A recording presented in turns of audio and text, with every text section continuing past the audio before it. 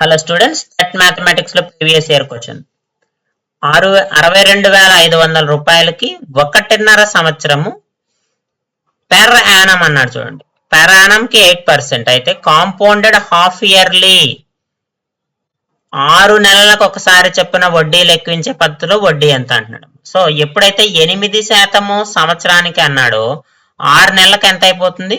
4% అవుతుంది. 1.5 ఇయర్ అన్నాడు కాబట్టి 3.5 ఇయర్స్ అవుతుంది. సింపుల్ ఫార్ములా వేసి చేయొచ్చు, ఫార్ములా లేకుండా డైరెక్ట్ గా చేద్దాం. సో 62,500కి మొదటి 6 నెలలకి అంటే ఫస్ట్ 6 మంత్స్, తర్వాత 6 మంత్స్, తర్వాత 6 మంత్స్, సో మొత్తంగా 6 నెలలు. సో 62,500 4% అంటే ఎంతమ్మా? 625 2% అంటే ఏమవుతుంది?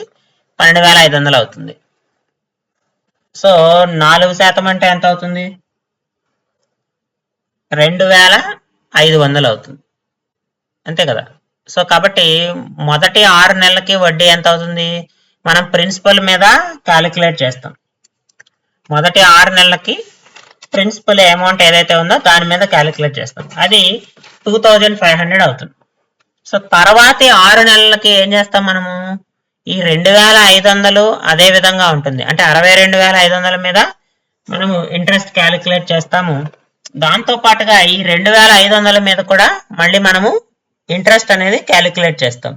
2,500కి 4% అంటే ఎంత? 25 × 4 100. సో కాబట్టి ఇప్పుడు వడ్డీ ఎంత అయింది?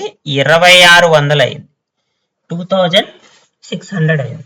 సో ఇప్పుడు నెక్స్ట్ 6 మంత్స్కి ఏం చేస్తామమ్మా?